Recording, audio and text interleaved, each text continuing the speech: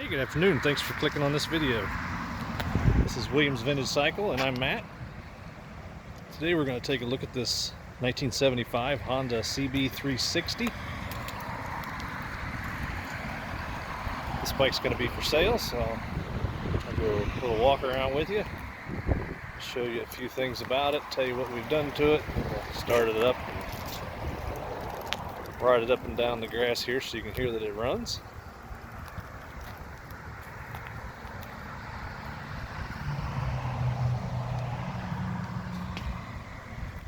So here's a little walk around. This bike has, let's see, 10,656 miles on it currently.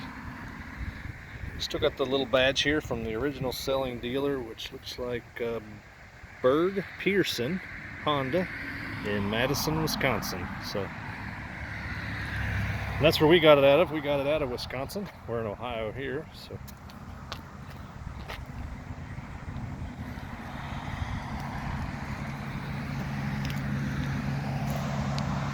Seems like we've done several of these CB360s here over the last year or two. They're becoming pretty popular and collectible. I guess they're kind of, they were the what came after the Honda CB350, which, I mean, they made, probably millions of those, and I guess this was the next one, and wouldn't be surprised if they didn't make a million or 500,000 of these. So, but you're not seeing them as much as you used to, especially nice ones. This one's still got its original paint. It's in pretty good shape. I don't see any dents or dings on this side. I've noticed the side covers on all these, especially the blue for some reason. The side covers fade different than the gas tanks. So most of these I've seen, the blue on the side covers is slightly different than the blue on the tanks. And as you can see on this one, one of the little cooling fins and this little chunk here have broken out. I scoured eBay I bet I've been watching eBay for a year looking for a good blue side cover, and was able to find. You can find ones that need repaired, and I think somebody's repopping them. You can paint them, but so we just left the original one on this one. So the new owner can decide if they're happy with that or if they want to get a new repop one and repaint it or repair that one, or whatever they want to do. Good running bike. Let's see, the carburetors, we did go through and clean out the carburetors when we got it. It was a running bike when we got it, but we'd like to go through and make them run even better. So we'll go through the ignition system and clean the points, set the gaps, and adjust the timing on those carburetors. We got a big fancy ultrasonic cleaner, so we take those apart and clean those, and then set them all up, set the mixtures, all that, so that get it running as good as possible, and then synchronize them. So gas tank on this one, pretty clean inside. It's not perfect. It's got here, got some speckling on it, but it's fine. It's definitely not to the point where you're going to have to do any de-rusting or sealing or anything like that. So you probably can't see it. Yeah, maybe you can. It's bright and kind of sunny out here, so it's hard to tell. So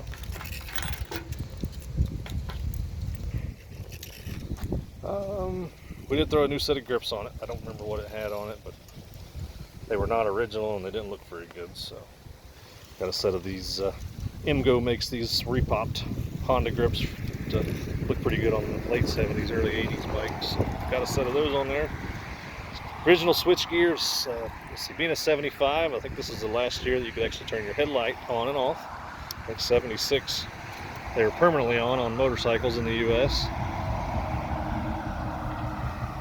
The front brake system, we went through that, cleaned out the master cylinder, cleaned out the caliper, and all fresh fluid there. So front brake system's working good.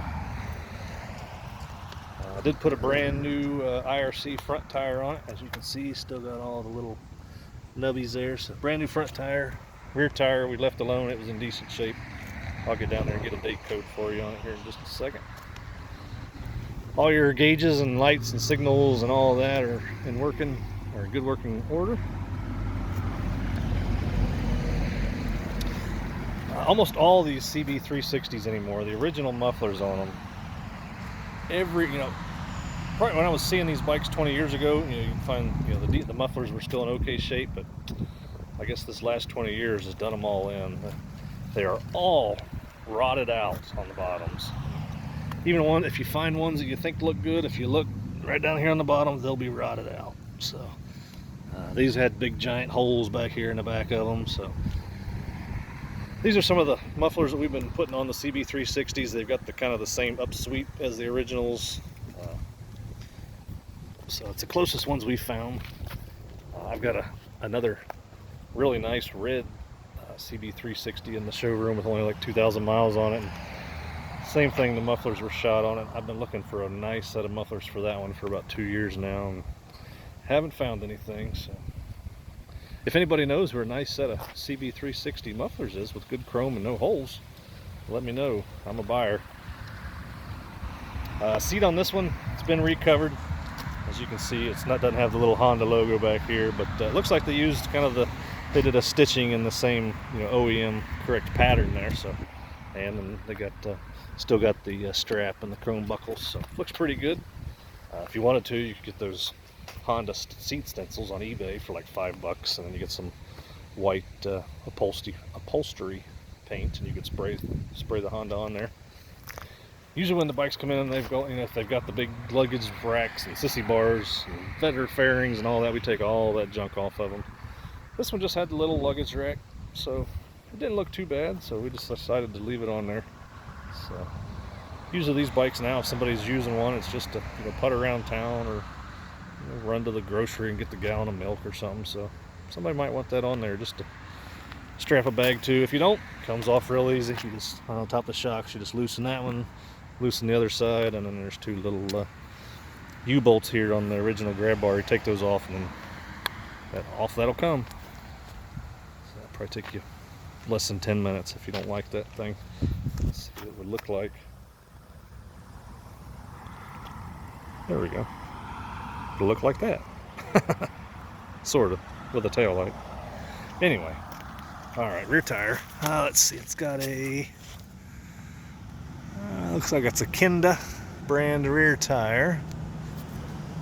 And the date code, let's look. I don't see it on this side, must be on the other side.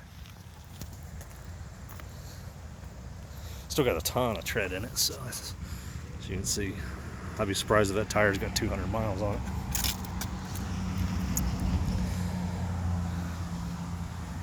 Still looking, it's got to be there somewhere. I am not seeing it. We'll roll the bike back. It's probably right in the swing arm. That's usually where it ends up. So, chrome's in pretty good shape. The original chrome. It was never, car show chrome or anything like that. But as you can see, there's the original fender chrome. Looks pretty good. Of course, the mufflers look good. They're brand new. Wheel chrome. Spokes look all right. Still got a little bit of CAD plating showing on the nipples there on the spokes. Electric start and kick start on these. Drum brake rear, disc brake front. There's your chrome on your front fender. Looks pretty good. Let's see, just a little bit of speckling here on the turn signal stems. So. Header pipes look pretty good. There's your horn. There's this side of the gas tank. Let's see, any flaws on this side? I don't feel any dents or dings or anything here. Just a few little, if you can even see that little, I don't know what those little black speckles are, just some age flaws in it, but not bad for being 1975. Here's your side cover on this side. Got a little scratch in it, but looks a little more solid than the other side. We'll pop that seat up here in just a second. We'll look at that. It's your motor. As you can see, somebody in the past has put some black on the cylinders and the engine side covers. So we just went ahead. It looked okay, so we just went ahead and left that on there rather than, if you really wanted, because these would have been, I think on the CB360s, I think the cylinders and head were just as cast, and then the side covers were, and then the cases were all painted silver. I don't think they did polish the side covers on these. So, to do it correctly, you'd have to pull all those off and pull all this off. So the bike ran too good to do all that. So, and with the black on the tank and stuff, kind of it blends in, looks good. So we left it. There you go. There's your tag, VIN tag. Bike was built in 7 of 74, which makes it one of the earliest of the 1975 model years.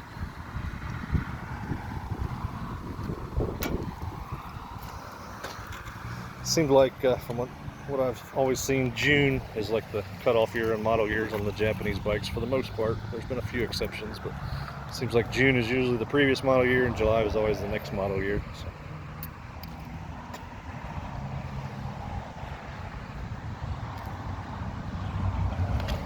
Oh, we were still looking for that date code on that tire. Let's roll this thing before I forget. Hang on just a second. Alright, let's try this again.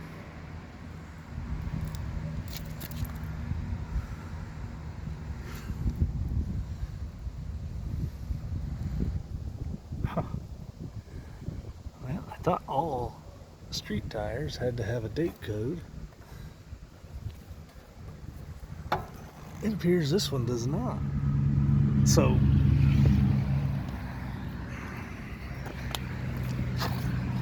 wait, there's a stamp number, but I don't recognize the pattern on that number. It doesn't look like a DOT date code. So, I don't know, but if you're super safety conscious for safety reasons, assume that tire's out of date, and if you want to change it for age, then it probably needs it. Alright, let's fire it up. Let's see, looks like I left the fuel on already. I wrote it over here, so yes, it's warm on the, it's got a little temperature to it, but not too bad. I bet I can leave the choke off. Looks like I already left the fuel on. As you can see, we put these inline fuel filters in there. Yeah, they're kind of ugly because they're red, but better to have a little ugly and catch any debris that comes out of there, so it doesn't get into your carburetors. So, and then they're right there, so super easy to change, and they're clear, so you can see if they're getting any debris in them. Those are nice clear fuel inside there. So, let's pop before we start it. Let's go ahead and look under the seat.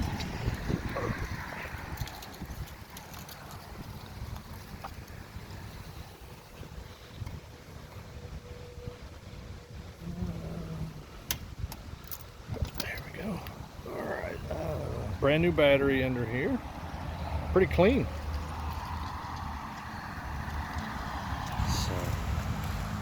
Sometimes you pop the seats on these old Japanese bikes and it's a horror show. There's just wires and electrical tape and duct tape and scotch locks and who knows what else.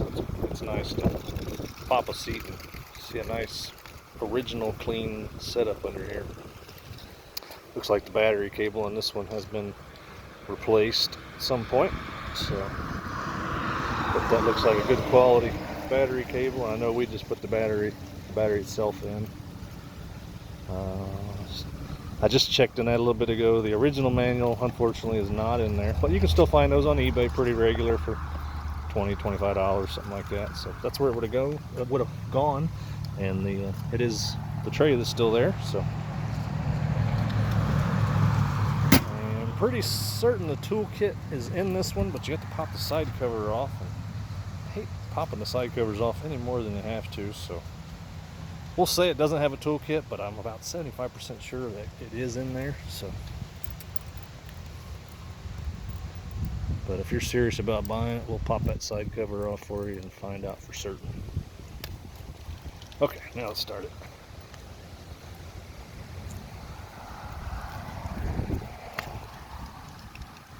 Alright, so key on. This is a 2-position key switch. So you've got, or a 3-position I should say, off, ignition on, and your park position. As I usually say in these videos, you got to be careful in the park position because the key will come out. What the park does is it turns your rear tail light on. So I've never been to Japan, but I've heard people say that that's some sort of a law over in Japan. I guess people park on the side of the road there, and at nighttime you have to leave your tail light on. So the Japanese will put a park position in their ignition switches. So just got to make sure you don't pull up to your stop and turn it to park and pull your key out and walk away, because you'll come back to a dead battery. So we'll go to on position, which retains the key in the on position. Alright, we'll hit the electric start. Make sure you're in neutral. There's your neutral. And we are in run. I like to leave the headlight off for start just so it doesn't use as much juice.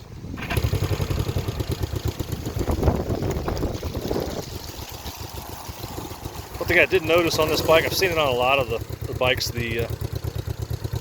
with time the gauges or the tachometers get a little slow. This one is that way. They work, but they just take a few seconds to catch up. So as you can see, you saw it, it got up to, we're probably idling 800 RPM or so here. So they got there, but it took 5 seconds or so, and you'll see. We'll rev it up and watch that tachometer.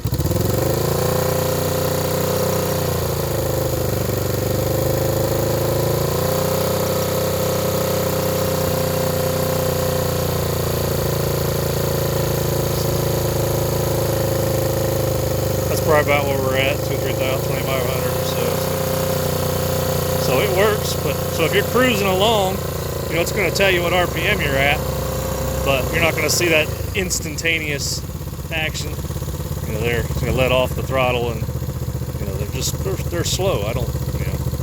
I'm sure somebody on there could leave in the comments exactly what the cause of that is. I've heard different things. I've seen it a bunch on the 70s Japanese bikes and early 80s bikes. So you're not going to see the instant throttle response in the tachometer. But it does work. The speedometer works just fine. It doesn't have that issue. Indicator lights are good. Let's go put the signals on. So here's left signal. There's your left signal. The right signal. There's that one. That one, and that one. Alright, signal's off. Horn. There's that. And let's go headlight on. And we're in low. So, the low beam. Now we'll go to the high beam, which also turns on your high beam indicator right there. And your high beam. So now we'll go back to the lights off.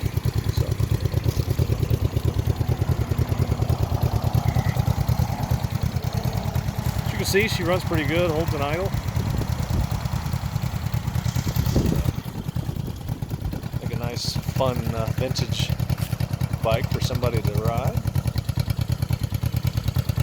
CB360T, so it's kind of a smaller bike, not real heavy, easier to maneuver.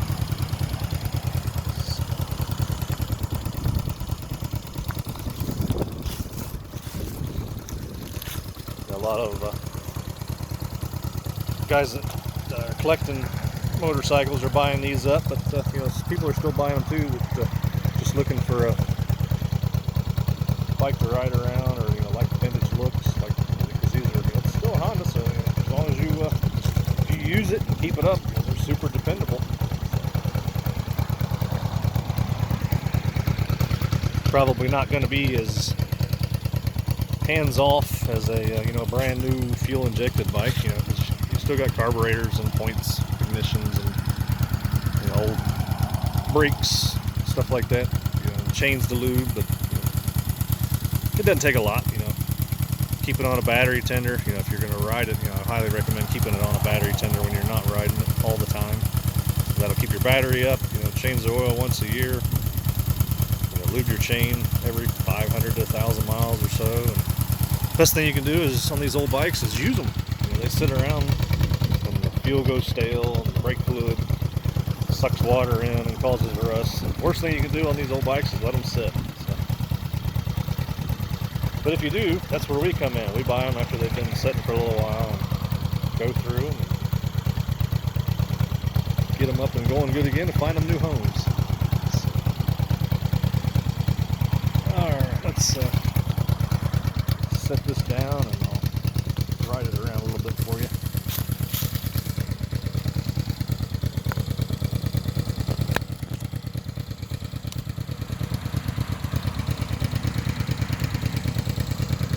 Alright, so hopefully that'll stay there. Here we go.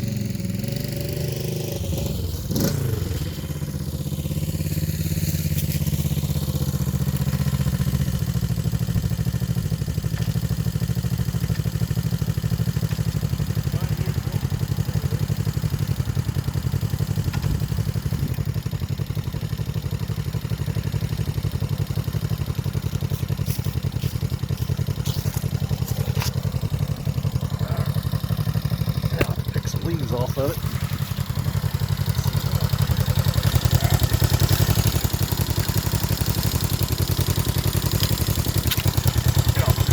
One more. Get out of there. Right. So there it is. 1975 Honda CB360 or CB360T. I think the 74s were the CB360s and the 75s were the Ts. Correct me if I'm wrong in the comments down there. I think that's how it worked.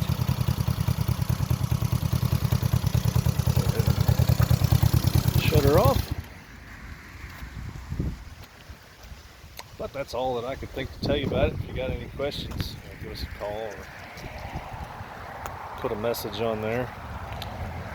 Again, we're Williams Vintage Cycle in Xenia, Ohio. So this bike is for sale.